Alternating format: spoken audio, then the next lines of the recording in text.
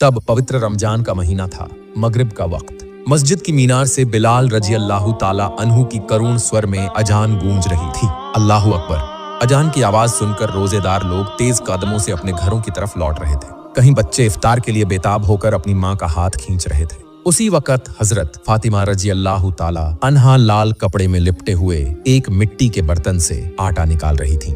उनके हाथ की चमड़ी मेहनत से फट चुकी थी, मगर चेहरे पर दुआ थी, या रब अली और बच्चों को ताकत देना।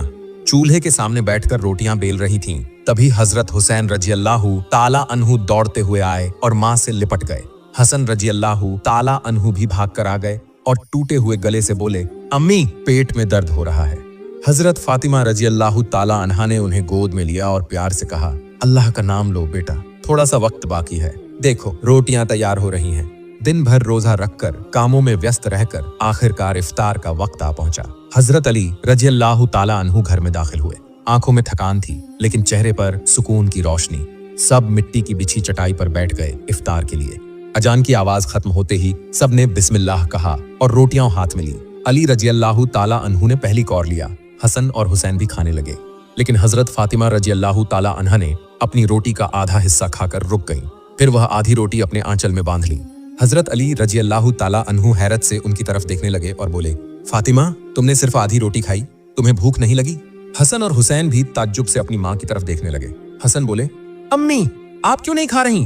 फातिमा रजी अल्लाह ताला अन्हा ने नजरें झुका ली और धीरे से बोली, जब मैं रोटी खा रही थी तभी अब्बा जान की याद आ गई।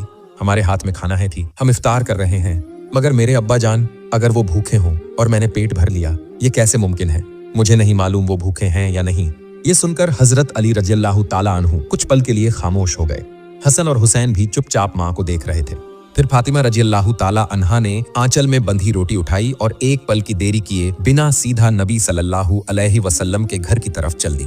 फातिमा रजी अल्लाह ताला अन्हा तेजी से रसूलुल्लाह सल्लल्लाहु अलैहि वसल्लम के घर के सामने आकर खड़ी हुई, लेकिन जब अंदर दाखिल हुई देखा कि वो वहां नहीं है। हजरत फातिमा रजी अल्लाह ताला अन्हा फिक्रमंद हो गईं। अब्बा जान कहाँ हैं? फिर सोचा शायद अब्बा जान मस्जिद में मगरिब की नमाज अदा कर रहे हैं। ये सोचकर हजरत फातिमा रजी अल्लाह ताला अन्हा दरवाजे के सामने खड़ी होकर इंतजार करने लगी। दिल में बस एक ही तमन्ना थी, अब्बा जान लौटेंगे और वो अपने हाथों से उनके मुंह में खाना देंगी। कुछ देर बाद रसूलुल्लाह सल्लल्लाहु अलैहि वसल्लम घर लौटे। दरवाजे पर बेटी को खड़ा देखकर हल्की मुस्कान दी, लेकिन फातिमा की आंखों की गहराई देखकर समझ गए कि कुछ खास बात है। रसूलुल्लाह सल्लल्लाहु अलैहि वसल्लम स्नेह भरे लहजे में पूछने लगे, फातिमा तुम यहाँ खड़ी क्यों हो? फिर उनका हाथ पकड़कर अंदर ले आए। फातिमा रजी अल्लाह ताला अन्हा भावुक स्वर में बोली, अब्बा जान आज जब मैं इफ्तार कर रही थी आपकी बहुत याद आ रही थी, सोच रही थी